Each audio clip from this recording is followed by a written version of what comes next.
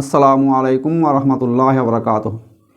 ইন্নাল হামদালিল্লাহ ওয়াসসালাতু ওয়াসসালামু আলা মান লা নাবিয়্যা বা'দা ওয়া আলা আলিহি ওয়া সাহবিহি আজমাইন। আউযু বিল্লাহি মিনাশ শাইতানির রাজীম। বিসমিল্লাহির রহমানির রহিম।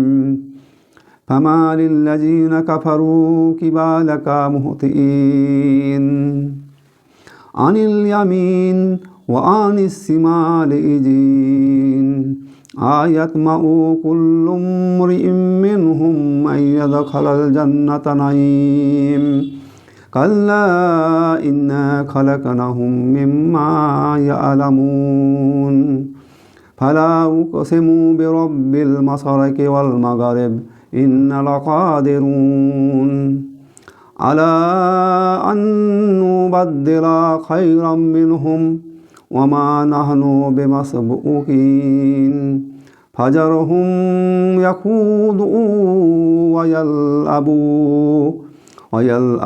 হাত্তা ইউলাকু ইয়াওমাহুমুল্লাযী ইউআদুন ইয়াওমা ইয়াখরুজুনা মিনাল আজদাসি সিরাআন কান্নাহুম ইলা নুসুবি ইউফিদুন খাসিয়াতান আবসারুহুম তারহাকুহুম জিল্লাতুন যালিকাল ইয়াউমুল্লাযী কানু ইউআদুন। সম্মানিত দেশ বিদেশের দর্শক শ্রোতামণ্ডলী, যাবতীয় হামদ প্রশংসা মহান আল্লাহ রাব্বুল আলামিনের, যার অগণিত রহমতে আমরা ধারাবাহিক এই আলোচনায় অংশগ্রহণ করার সুযোগ পেয়েছি। আল্লাহ সুযোগ করে দিয়েছেন। মহান আল্লাহ রাব্বুল আলামিনের কাছে শুকরিয়া আদায় করছি, আলহামদুলিল্লাহ। অথবা দরুদ ও সালাম শান্তির ধারা বর্ষিত হোক বিশ্বনবী শেষ নবী হযরত মুহাম্মদ মুস্তাফা সাল্লাল্লাহু আলাইহি সাল্লামের প্রতি। আল্লাহুম্মা সাল্লি আলাইহি আল্লাহুম্মা বারিক আলাইহি। আমরা সূরা আল মারিজের আলোচনা করছি। প্রথম পর্বে আমরা আলোচনা করেছি যে সমস্ত লোকগুলো কিয়ামতের সেই ভয়াবহ দিনকে অস্বীকার করেছিল এবং যারা আল্লাহ নবীর কাছে দাবি করেছিল যে শাস্তির ভয় দেখান, যে ভয়ঙ্কর দিনের কথাগুলো বলেন, সেইটাকে নিয়ে আসার জন্য। পরবর্তীতে তাদের এই উত্তর দেওয়া হয়েছে। এই অস্বীকারী লোকেদের কঠিন পরিণতির বর্ণনা দেওয়া হয়েছে, সেই দিনের বর্ণনা দেওয়া হয়েছে, তাদের অবস্থার বর্ণনা দেওয়া হয়েছে, তারা কী কী খারাপ পরিণতির শিকার হবে, তাদের রেজাল্ট কী হবে, সেইগুলো বর্ণনা করা হয়েছে। উল্টো দিকে যে সমস্ত মানুষগুলো এটাকে বিশ্বাস স্থাপন করেছে তাদের শুভ সংবাদ দেওয়া হয়েছে। আজকের এই আলোচনা সূরা আল মারিজের 36 নম্বর থেকে আলোচনা শেষ পর্যন্ত 44 নম্বর আয়াত পর্যন্ত আমরা করব। সেখানে স্পষ্টভাবে একটা বিষয় তুলে ধরা হয়েছে, তা হচ্ছে এই অস্বীকারী লোকেদেরকে এবার সতর্ক করা হচ্ছে, চরমভাবে সতর্ক করা হচ্ছে। খারাপ পরিণতির কথা তাদেরকে জানিয়ে দেওয়া হয়েছে। এখন তোমরা যদি সতর্ক না হও তাহলে তোমরা সেই খারাপ পরিণতির জন্য প্রস্তুত থাকো। তাহলে সতর্কতা, তাদের খারাপ পরিণতির বর্ণনাটা আমরা এর আগে 8 থেকে 35 নম্বর আয়াত একটা দীর্ঘ আলোচনা সেখানে করা হয়েছে। আল্লাহ রাব্বুল আলামিন কোরআন মাজিদের এই সূরায় একটা দীর্ঘ বক্তব্য পেশ করেছেন তাদের সেই কঠিন বা খারাপ পরিস্থিতিকে সামনে রেখে। অর্থাৎ কিয়ামতের ময়দানে তাদের উঠতে হবে। এই ওঠার পর তাদের পরিণতিটা কী হবে, জাহান্নামের পরিণতি কী হবে, চামড়া খসে খসে পড়বে, মাংস বেরিয়ে আসবে, এরকম কঠিন সিচুয়েশনে তাদেরকে পড়তে হবে। অতঃপর যে সমস্ত লোকগুলো জান্নাতে যাবে, নেককার বান্দা, তাদেরকে শুভ সংবাদ দেওয়া হয়েছে, জান্নাতুল ফেরদাউসের শুভ সংবাদ দেওয়া হয়েছে, তারা জান্নাতের অধিবাসী হবে। তাহলে এখান থেকে একটা বিষয় আমাদের পরিষ্কার হয়েছে যে কোনো ঈমানদার মানুষ ছাড়া, অর্থাৎ ঈমান মুত্তাকি মানুষ ছাড়া তারা জান্নাতে যাবে না। জান্নাতে যাওয়ার শর্তই হচ্ছে তার মধ্যে ঈমান থাকতেই হবে, তাহলে তারা অবিশ্বাসী হবে না। তাহলে আল্লাহ রাব্বুল আলামিন এই ডিক্লারেশন এই সূরার মধ্য দিয়ে আমরা পেয়েছি। আজকে কাফেরদের অবস্থা বর্ণনা করা হচ্ছে তাদেরকে সতর্ক করার জন্য, যে এই কাফের শ্রেণীর লোকেরা তারা আল্লাহ নবীকে দেখেছিল।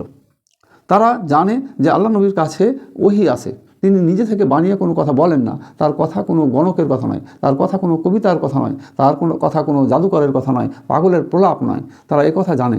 তারা দেখেছে আল্লাহ নবীর বিভিন্ন সময়ে বিভিন্ন মুজিজা দেখেছে, তারপরেও এই লোকগুলো ঈমান আনেনি। বরং কী করেছে, এই লোকগুলো তারা বিভিন্ন দলে দলে ভাগ হয়ে গিয়ে আল্লাহ নবীকে বিরক্ত করার জন্য তার দিকে ছোটাছুটি করেছে। এই ছোটাছুটির বর্ণনাটা এখানে দেওয়া হচ্ছে যে ফামালিল্লাযিনা কাফারু কিবালাকা মুহতিঈন, কাফেরদের কি হলো যে তারা ছুটে ছুটে আসছে এদিক সেদিক থেকে। অর্থাৎ আল্লাহ নবী হযরত মুহাম্মদ মুস্তাফা সাল্লাল্লাহু আলাইহি সাল্লাম যখনই মানুষকে দিয়েছেন, দাওয়াতের বাণী পেশ করেছেন, আহ্বান করেছেন ইসলামের দিকে আসার, আল্লাহকে মেনে নেওয়ার, তখনই এই সমস্ত লোকগুলো টিটকারি, অপমানজনক পরিস্থিতি, অপমানজনক কথা, লাঞ্ছনা গঞ্জনা ইত্যাদি করতে শুরু করেছে এবং তারা বিভিন্ন ছোট ছোট দলে দলে ভাগ হয়ে এই উত্ত্যক্ত করার কাজটা তারা জারি রাখত। এই বৈশিষ্ট্যটা তাদেরকে বলা হচ্ছে যে তাদের কি হয়েছে, যে তারা ছুটে ছুটে আসছে আল্লাহ নবীর দিকে। তাদের এই বৈশিষ্ট্যটা বলা হচ্ছে আনিল ইয়ামিন ও আনিস সিমালে ইজিন, তারা ডান দিক বাম দিক থেকে দলে দলে আসছে। মানে এই কাজটা তারা একা একা করতো না, এই কাজটা তারা দলবদ্ধভাবে করতো, কয়েকজনের ছোট ছোট দল মিলে। এইখানে হয়তো কিছুক্ষণ বিরক্ত করা হলো, ডান দিক থেকে বিরক্ত করা হলো, বাম দিক থেকে করা হলো, রাস্তায় করা হলো, পথে ঘাটে করা হলো, যেখানেই দেখা হোক সেইখানেই যেন ইসলামপন্থীদেরকে বিরক্ত করা হয়। আজও এই দলটা কিন্তু এখনও আছে পৃথিবীতে। এই দলের মানুষগুলা আজও যারা ইসলামের কাজ করে তাদের সামনে থেকে পিছনে থেকে প্রকাশ্যে অপ্রকাশ্যে বিভিন্নভাবে তারা বিরক্ত করে, বিভিন্নভাবে তারা সমালোচনা করে, বিভিন্নভাবে তারা তাদেরকে প্ররোচনার সৃষ্টি করে, বিভিন্নভাবে তাদের পেছনে লাগে যেন এই ইসলামপন্থী লোকগুলো, ইসলামের যারা কাজ করে তারা সামনের দিকে এগিয়ে যেতে না পারে, তারা দ্বিধা দ্বন্দ্বের মধ্যে পড়ে থাকে, তাদের অগ্রগতি যাত্রা তার পদে পদে যেন বাধাপ্রাপ্ত হয়। এই কাজটা কিন্তু আজও করছে, কিয়ামতের পর্যন্ত হয়তো এই কাজ চলতে থাকবে। তো আল্লাহ রাব্বুল আলামিন তাদের ওই বৈশিষ্ট্যটা কোরআন মাজিদে স্থান দিয়েছেন যেন মানুষ এটা বুঝতে পারে। সেই যুগে এই শ্রেণীর লোক ছিল, আজও আছে, কিয়ামতের আগ মুহূর্ত পর্যন্ত এই পৃথিবীতে এইরকম শ্রেণীর মানুষ থাকবে যারা এই ইসলামপন্থীদেরকে সামনে থেকে পেছন থেকে ডান দিক থেকে বাম দিক থেকে দলে দলে ভাগ হয়ে তারা করবে। আজকে পৃথিবীর অবস্থার দিকে যদি আমরা তাকাই তাহলে দেখতে পাবো যে সমস্ত রাষ্ট্রগুলো ইসলামিক রাষ্ট্র একটু মাথাচাড়া দিয়ে শক্তিশালী হচ্ছে বা হওয়ার চেষ্টা করছে, সেই সমস্ত রাষ্ট্রগুলোকে কাফের মুশরিক রাষ্ট্রগুলো দলবদ্ধভাবে সাঁড়াশি আক্রমণ করছে, কূটনৈতিকভাবে আক্রমণ করছে, অর্থনৈতিকভাবে আক্রমণ করছে। কূটনৈতিক অর্থনৈতিক কোনো কিছুতে পেরে না উঠলে সরাসরি যুদ্ধের ময়দানে আক্রমণ করে তাদেরকে ছিন্ন ভিন্ন করে দেওয়ার চেষ্টা করা হচ্ছে, তাদের ক্ষমতাকে কমিয়ে দেওয়ার চেষ্টা করা হচ্ছে। অর্থাৎ ইসলামপন্থীরা যেন মাথাচাড়া দিয়ে উঠতে না পারে, সেটা লোকাল স্তরে হোক অথবা আন্তর্জাতিক স্তরে হোক, সব জায়গায় ইসলাম বিরোধীরা এই চক্রান্ত আজকে সাজিয়ে রেখেছে। যে চক্রান্তটা আল্লাহ নবীর যুগে করতো, কাফের মুশরিকরা করতো, আজকের দিনেও এই একই চক্রান্ত, একই কায়দা, একই হিকমত কৌশল তারা অবলম্বন করে আসছে। তাদের এই অপপ্রচেষ্টার বর্ণনাটা এখানে আল্লাহ রাব্বুল আলামিন দিচ্ছেন যে তাদের কি হয়েছে, তারা এই কাজ করছে কেন।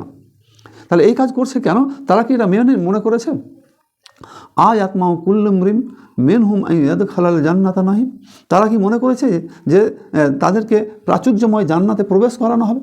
তারা বিরোধিতা করেছে। কিসের বিরোধিতা করেছে? তারা নবীকে সরাসরি দেখেছে, তারপরে নবীর বিরোধিতা করেছে। নবীর মজিজা তারা দেখেছে, তারপরে নবীর বিরোধিতা করেছে।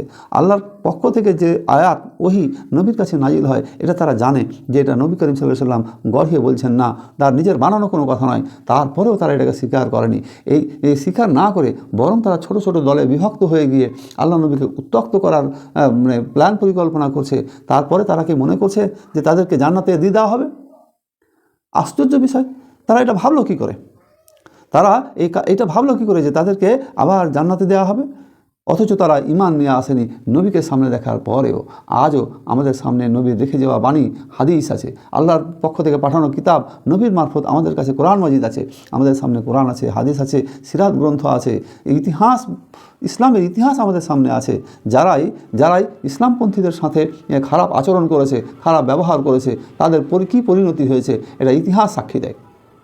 তো এসব কিছু দেখার পরেও, এত কিছু ঘটনা চোখের সামনে প্রমাণ এভিডেন্স থাকার পরেও এই মানুষগুলো তারা আল্লাহমুখী হয় না, তারা আল্লাহকে মেনে নেয় না, তা বরং তারা দলে দলে বিভক্ত হয়ে গিয়ে ইসলামের ক্ষতি সাধন করার চেষ্টা করে।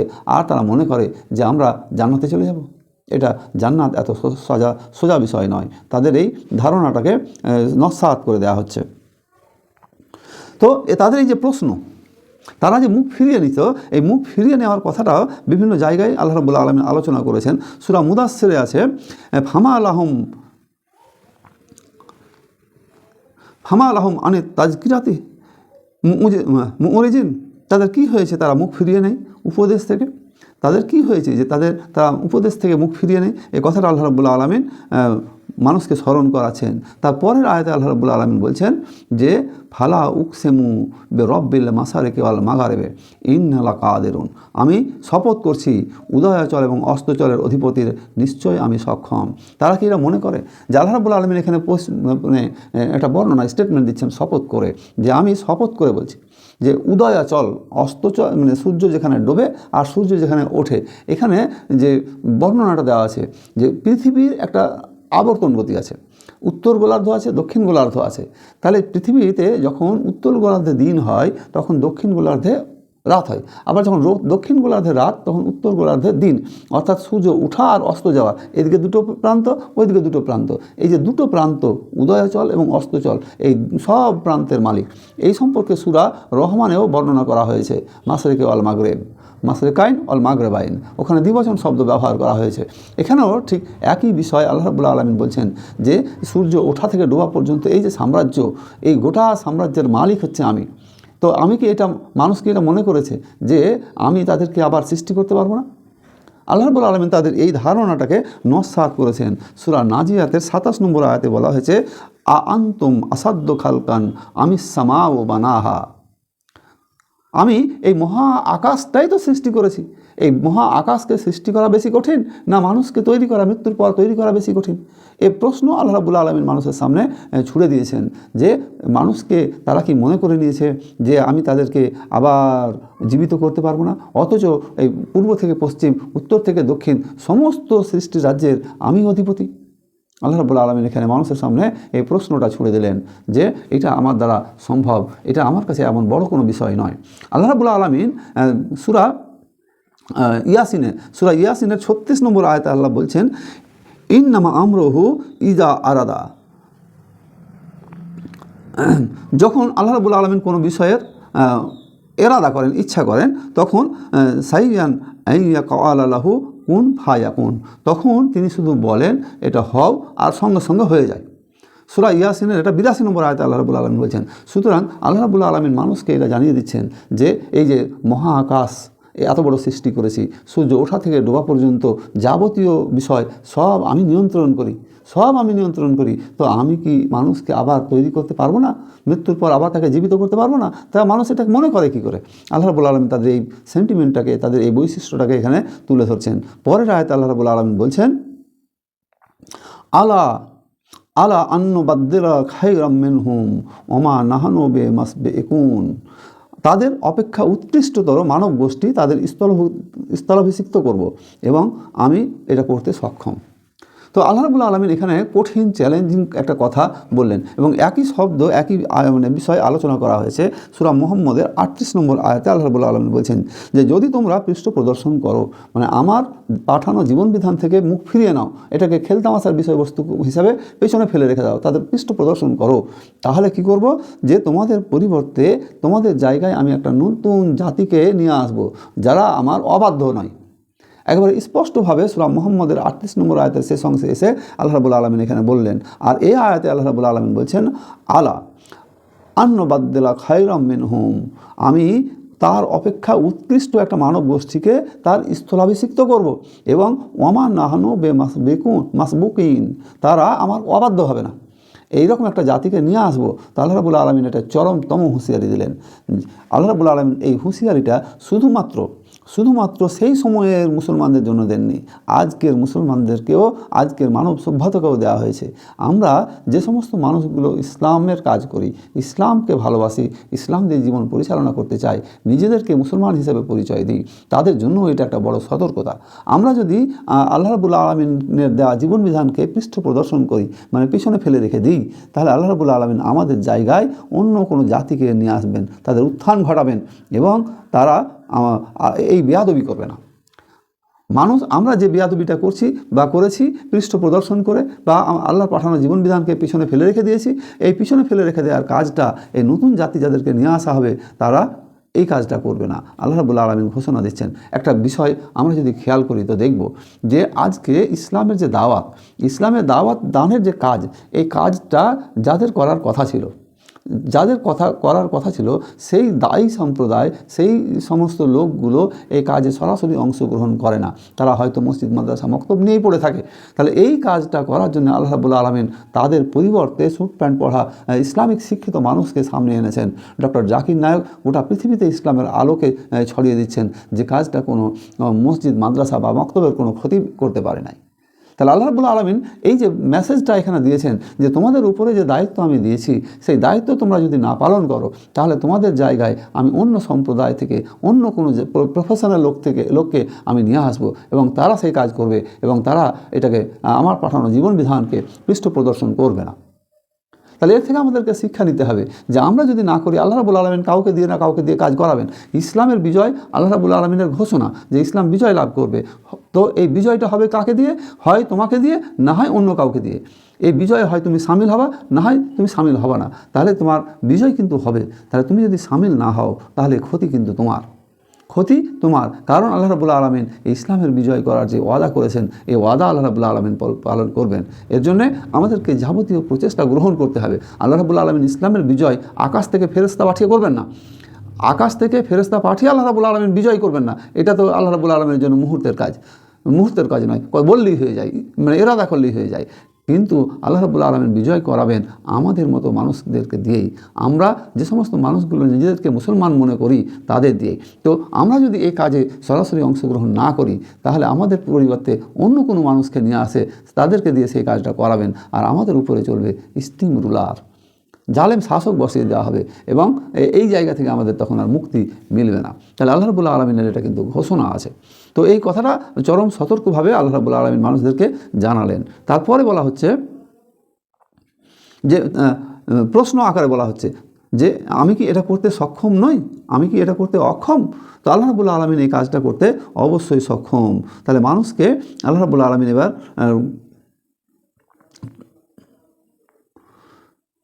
মানে চরম সতর্কতা দিলেন। চরম সতর্কবাণী মানুষের সামনে পেশ করার পর আল্লাহ রাব্বুল আলামিন বলছেন যে হাজারহুম ইয়াখুজু ওয়া ইয়ালআবু হাত্তা ইউলাকু ইয়াউমাহুমুল্লাযী ইউআদুন। অতএব তাদেরকে বাঘ বিতণ্ডা ক্রীড়া কৌতুকে মত্ত থাকতে দাও, যেদিন সম্পর্কে তাদেরকে সতর্ক করা হয়েছিল তার সম্মুখীন হওয়ার পূর্বে মুহূর্ত পর্যন্ত। মানুষ এই যে খেল তামাশা নিয়ে মেতে আছে, এই খেল তামাশা নিয়ে মানুষকে মেতে থাকতে দাও, এই খেল তামাশা নিয়ে মানুষ মেতে থাকতে একটা সময় তারা কিয়ামতের ময়দান পর্যন্ত পৌঁছে যাবে। তাদেরকে এই কথাটা সতর্ক করা হচ্ছে যে তারা এটা নিয়ে থাকুক। যারা বিশ্বাস করতে চায় না, বিশ্বাস না করুক, তারা করুক, দেখি কতক্ষণ, এই কিয়ামত পর্যন্ত চলুক। তাদের অবস্থাটা যে কী হবে আল্লাহ রাব্বুল আলামিন তাদের সম্পর্কে বর্ণনা এর আগের আয়াতগুলোতে 8 থেকে 35 পর্যন্ত আয়াতগুলোতে আল্লাহ রাব্বুল আলামিন বর্ণনা করেছেন। মানুষকে আরেকটা বিষয় সতর্ক করা হয়েছে এখানে, যে আয়াতটা, সেটা হচ্ছে যে মানুষ যেটা মনে করছে যে তাদেরকে প্রাচুর্যময় জান্নাতে এমনিতেই প্রবেশ করিয়ে দেওয়া হবে, মানুষকে কিয়ামত পর্যন্ত অবকাশ দেওয়া হচ্ছে যে তারা খেল তামাশার মধ্যে থাকুক। কিন্তু তার সাথে সাথে একটা বিষয় আল্লাহ রাব্বুল আলামিন মানুষকে স্মরণ করিয়েছেন, সেটা হলো কাল্লা ইন্না খালাকনাহুম মিম্মা ইয়ালামুন। না, তা কখনো হবে না। মানুষ যেটা ইরাদা করছে, মনে করছে, সেটা কখনো হবে না। মানুষ যেটা মনে করেছে যে এমনিতেই সে জান্নাতে চলে যাবে, এটা কখনো হবে না। বরং মানুষকে সৃষ্টি করা হয়েছে, অতি দুর্বল করে সৃষ্টি করা হয়েছে। মানুষকে খেয়াল করতে বলা হচ্ছে যে দেখো আমি তোমাকে কিভাবে সৃষ্টি করেছি। তো সৃষ্টির করার কথাও এখানে একটা আলোচনা আল্লাহ রাব্বুল আলামিন দিয়েছেন। তো এরকম সৃষ্টি করার আলোচনা আল্লাহ রাব্বুল আলামিন কোরআন মাজিদের অনেক জায়গায় বর্ণনা করেছেন। সূরা আত-তারিকে বলেছেন ফালি ইয়ানজুরিল ইনসানা মিম্মা খোলেক। মানুষ কি চিন্তা করে? মানুষের চিন্তা করা উচিত যে তাকে কিভাবে সৃষ্টি করা হয়েছে। খলিকা মিম্মা ইন দাফিক, তাকে সৃষ্টি করা হয়েছে সবেগে নির্গত পানি থেকে। ইয়াখরুজু মিন বাইনিস সুলবি ওয়াত তারাইব, এটা নির্গত হয় পৃষ্ঠদেশ এবং বক্ষপিঞ্জর থেকে। আল্লাহ রাব্বুল আলামিন এখানে মানুষ সৃষ্টির একটা ইতিহাস বর্ণনা করলেন। ইতিহাসটা এরকম যে মানুষকে তৈরি করা হচ্ছে যে বক্ষপিঞ্জর এবং পৃষ্ঠদেশ, পুরুষের পৃষ্ঠদেশ থেকে, মেরুদণ্ড থেকে সবেগে নির্গত পানি, এবং মহিলাদের বক্ষপিঞ্জর হইতে, অর্থাৎ 2 স্তনের মধ্যবর্তী যে বক্ষপিঞ্জর, এই বক্ষপিঞ্জর থেকে নির্গত বীর্য, এর থেকে পরস্পর সংমিশ্রণ হয়ে বীর্য এবং শুক্রাণু, ডিম্বাণু এবং শুক্রাণু জরায়ুতে জমা হয়। এই জরায়ুতে জমা হওয়ার পর এই নাপাক পানি থেকে আল্লাহ রাব্বুল আলামিন মানুষকে তৈরি করলেন। প্রথমে সেটা আলাক হিসাবে জমাট বাঁধলো, মাংসপিণ্ড তৈরি হলো, রক্তপিণ্ড হলো, তার থেকে মাংসপিণ্ড হলো, তারপরে হাড় হাড্ডি শিরা মাংস দিয়ে আল্লাহ রাব্বুল আলামিন একটা শিশু পৃথিবীতে নিয়ে এলেন, সুন্দর করে পৃথিবীতে নিয়ে এলেন। মানুষকে এই বর্ণনাটা শোনানো হচ্ছে যে দেখো মানুষকে আমি কত দুর্বল করে তৈরি করেছি। এই দুর্বলতাটা বলা হচ্ছে এই জন্যে যে মানুষ যে এত দুর্বল, এটাকে আমি তৈরি করা আমার জন্য কাছে কঠিন না, বড় বড় আকাশ পৃথিবী সবগুলো তৈরি করা কঠিন। আল্লাহ রাব্বুল আলামিন এই কথা স্মরণ করিয়ে দেওয়ার পর আল্লাহ রাব্বুল আলামিন বলছেন যে দেখো তোমাকে আবার আমি কি করব, ইয়াউমা ইয়াখরুজুনা মিনাল আজদাসে সিরাআন কাআন্নাহুম ইলা নুসুবি ইউফিদুন। আল্লাহ রাব্বুল আলামিন বলছেন এবার দেখো যে তোমাকে আমি এইভাবে তৈরি করলাম, তারপরে কি করব, সেদিন তাদের কবর হতে বের করা হবে এবং বের হওয়ার সাথে সাথে তারা দ্রুত বেগে ছুটবে, দ্রুত বেগে ছুটতে থাকবে, দৌড়াতে থাকবে। এই দ্রুত বেগে দৌড়াতে থাকবে কবর থেকে বের হওয়ার সাথে সাথে। এই বের হওয়া দৌড়ানোর বিষয়টা বর্ণনা করা হচ্ছে যে দুনিয়াতে যেমন তারা দেবদেবীর মূর্তি বা দেবদেবীর দিকে যেভাবে দ্রুত গতিতে ছুটতো, কিয়ামতের ময়দানে কবর থেকে সে বের হয়ে উঠে আবার দ্রুত গতিতে ছুটতে থাকবে, এত দ্রুত গতিতে ছুটতে থাকবে যে গতিটা অসম্ভব দ্রুত গতি, অসম্ভব দ্রুত গতির বর্ণনা দেওয়া হচ্ছে। তারা সেই যাবে। এবার কেন যাবে? তাদের নির্দিষ্ট লক্ষ্য বস্তুর দিকে।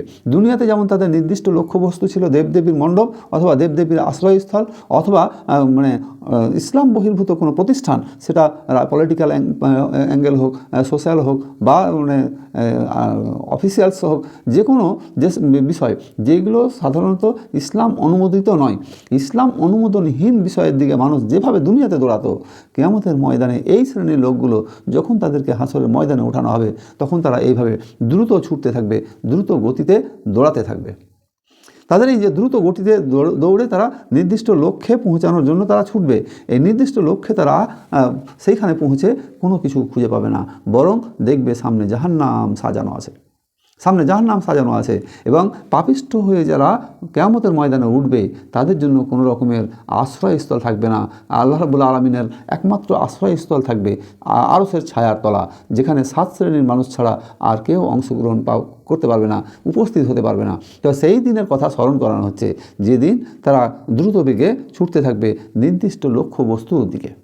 এবার লক্ষ্য বস্তুটার দিকে তারা যাবে, কিন্তু সেই অবস্থাটা কেমন অবস্থায় যাবে বলা হচ্ছে, খাসিয়াতান, তাদের চোখ হবে অবনত, মানে দৃষ্টি সবসময় নিচের দিকে থাকবে, তারা মুখ তুলে উপরের দিকে তাকাতে পারবে না, দৃষ্টি নতমস্তকে থাকবে।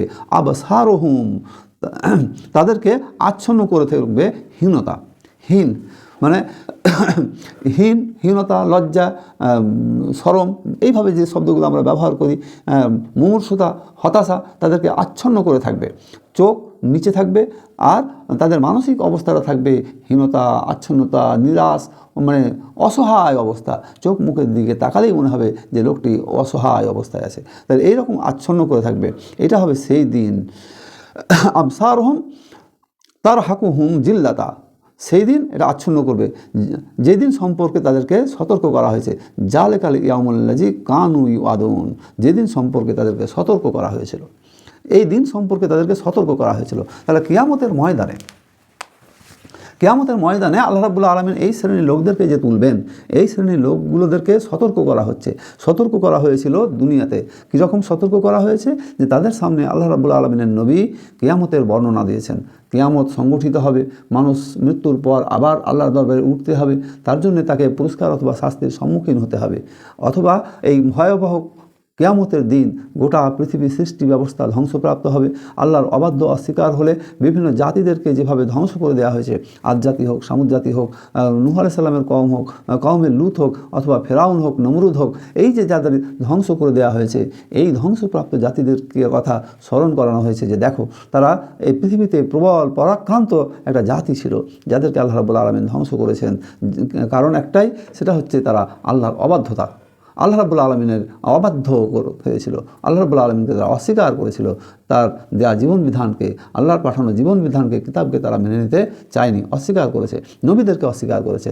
তো শেষ নবী হযরত মুহাম্মদ মুস্তাফা সাল্লাল্লাহু আলাইহি সাল্লাম তার উম্মতদেরকে যখন এই বাণীগুলো শোনাচ্ছিলেন, তখন নাজার বিন হারেস তিনি আল্লাহ নবীর কাছে এই কথাই বলেছিলেন যে যে আযাবের ভয় তুমি দেখাও সেই আযাব নিয়ে আসো। তো আল্লাহ রাব্বুল আলামিন তাদের কড়া উত্তরও দিয়েছেন যে যে আযাবের কথা তুমি বলছো সেই আযাব যখন আসবে তখন তোমরা কেউ তার মোকাবিলা করতে পারবে না। সেই দিনের অবস্থাটা বর্ণনা করা হচ্ছে যে সেই দিনটা হবে, একটা দিন হবে তোমাদের গণনা মতে, তোমাদের অর্থাৎ মানুষের এই যে গণনা 24 ঘন্টার দিন, এরকম গণনা মতে একটা দিন হবে 50,000 বছরের দিন। সেই 50,000 বছরের দিনে মানুষ যখন জাহান্নামকে দেখবে যে আগুনের লেলিহান শিখায় দাউ দাউ করে জ্বলছে, সেইখানে মানুষ পড়ার সাথে সাথে তার শরীরের চামড়া খসে পড়বে, সেই মানুষগুলোর শরীরের চামড়া সব খসে পড়বে। তখন তাদের আর কোনো উপায় থাকবে না। শুধু চামড়া খসে পড়বে তা নয়, তারা যখন চারিদিক থেকে বিপদগ্রস্ত হয়ে যাবে, বিপদ ঘিরে ফেলবে, তখন তারা হতাশ হয়ে যাবে। তাদের কোনো সুহৃদয় বন্ধু খুঁজে পাবে না, তাদের দৃষ্টি মানে অবনত থাকবে, তারা অপরাধীর মতো মানে অপরাধীর হিসাবে তারা সেদিন চিহ্নিত থাকবে। সেদিন অপরাধ থেকে বাঁচার জন্য এই অপরাধীরা তার স্ত্রীকে, তার সন্তানকে মুক্তিপণ হিসাবে দিতে চাইবে। অর্থ সম্পদ যা ছিল, প্রভাব প্রতিপত্তি ক্ষমতা যা ছিল, সমস্ত কিছুকে তারা মুক্তিপণ হিসাবে দিতে চাইবে। কিন্তু আল্লাহ রাব্বুল আলামিন তাদের মুক্তিপণ নেবেন না, বরং জাহান্নামে তাদেরকে দেবেন। শরীর থেকে চামড়া খসে খসে পড়বে, আর জাহান্নাম সেই ব্যক্তিদেরকে ডাকবে, সেই ব্যক্তিদেরকে ডাকবে জাহান্নাম যে ব্যক্তিগুলো শুধুমাত্র অর্থ সম্পদ পুঞ্জীভূত করে রেখেছিল, মানুষকে আল্লাহ রাব্বুল আলামিন দুর্বল চিত্ত করে মানে তৈরি করলেন। আর সেই সঙ্গে সঙ্গে মানুষকে আল্লাহ রাব্বুল আলামিন দিলেন যে যখন তোমাদেরকে বিপদ স্পর্শ করে, এই মানুষদেরকে বিপদ স্পর্শ করে, তখন তারা একটুতেই হতাশ হয়ে যায় তাদের, আর যখন কল্যাণ স্পর্শ করে তখন তারা অতি কৃপণ হয়ে যায়। অর্থাৎ গরিব অবস্থায় থাকলে তারা হতাশাবোধ করে, আল্লাহ রাব্বুল আলামিন যখন তাদের অবস্থা পরিবর্তন করে দেন, অর্থশালী করেন, তখন তারা কৃপণ হয়ে যায়, আর গরিব মানুষদেরকে তখন আর দান করেন না। তখন তারা নামাজে গাফিল হয়ে যায়, তখন তাদের সম্পদ আল্লাহর রাস্তায় খরচ করা ছেড়ে দেয়, বঞ্চিত বা দরিদ্র গরিব ভিক্ষুকদেরকে তারা আর দেয় না। যারা কর্মফলকে সত্য বলে জানে সেই সমস্ত মানুষগুলো কিন্তু তাদের বিপরীত চরিত্র অবলম্বন করে। সম্পদশালী মানুষগুলো যারা কর্মফলকে বিশ্বাস করে তাদের শুভ সংবাদ দেওয়া হয়েছে যে জান্নাতে যাবে। আর বাকি যে সমস্ত মানুষগুলো আল্লাহ নবীকে বিরক্ত করতো, উত্ত্যক্ত করতো, ইসলামের কাজে বাধা দিত, তাদের সম্পর্কে বলা হচ্ছে যে তারা কি করবে, যে তারা সেই দিন কিয়ামতের ময়দানে অবনত মস্তকে উঠবে, সেদিন তাদের কোনো সাহায্যকারী থাকবে না। আর এই লোকগুলো কিন্তু নবী করিম সাল্লাল্লাহু আলাইহি ওয়াসাল্লামকে বিব্রত করতো। আজও যারা আল্লাহ নবীর উম্মত, আল্লাহ নবী তো আর চিরকাল বেঁচে থাকবেন না, বেঁচে নেই, কিয়ামত পর্যন্ত নবীর যে সমস্ত উম্মতগুলো থাকবেন, এই উম্মতদেরকে যারা বিরক্ত বোধ করবেন, এই উম্মতদের কাজে যারা বাধা দেবেন, উম্মতের কাজ বলতে ইসলামকে প্রসারের কাজ, ইসলামকে পৃথিবীর বুকে বিজয় করার কাজ, এই কাজে যারা বাধা দেবে তাদের পরিণতিটা হবে সেই রকম, কিয়ামতের ময়দানে কোনো সাহায্যকারী তারা পাবে না।